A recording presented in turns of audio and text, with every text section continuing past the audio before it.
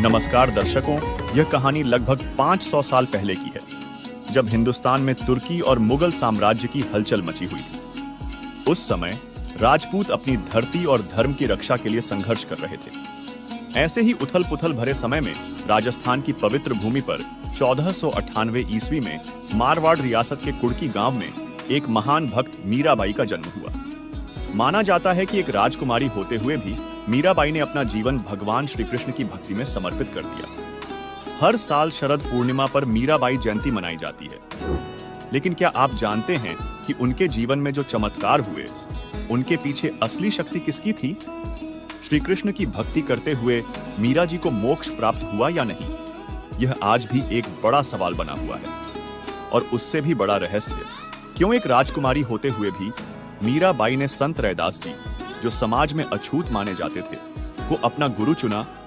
क्या उन्होंने उस समय के समाज और धर्म के नियमों को चुनौती दी, या इसके पीछे कोई गूढ़ सत्य छिपा था? भक्त मीराबाई का सच्चा मोक्षदायक मार्ग कौन सा था, और उनके द्वारा चुनी गई भक्ति का वास्तविक स्वरूप क्या था? क्या उनके द्वारा की गई भक्ति वास्तव में परमात्मा के अनुसार थी? तो दर्शकों, आज हम इन सवालों के जवाब ढूंढेंगे और जानेंगे कि सच्चे मोक्ष की प्राप्ति किस तरह से हो सकती है।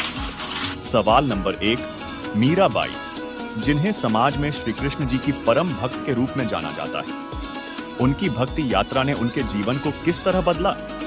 उनकी भक्ति की प्रेरणा से कैसे रचा गया वह अद्भुत सफर, जो न केवल उनके लिए बल्कि पूरी मानवता के लिए एक मिसाल बन गया? दर्शकों, मीराबाई की भक्ति यात्रा ने न केवल उनके जीवन को बदला, बल्कि वह मानवता के लिए भी एक प्रेरणादायक उदाहरण बन गई। इसी भक्ति सफर में उन्होंने संत रैदास जी को अपना गुरु भी बनाया।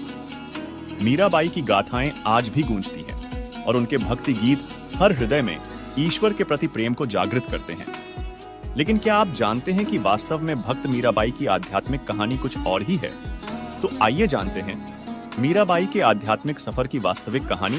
पुण्यात्मा, हमने सारा इनकम्प्लीट स्पिरिचुअल नॉलेज सुन रखा है, वो कति अधूरा सा जिसका सिर्फ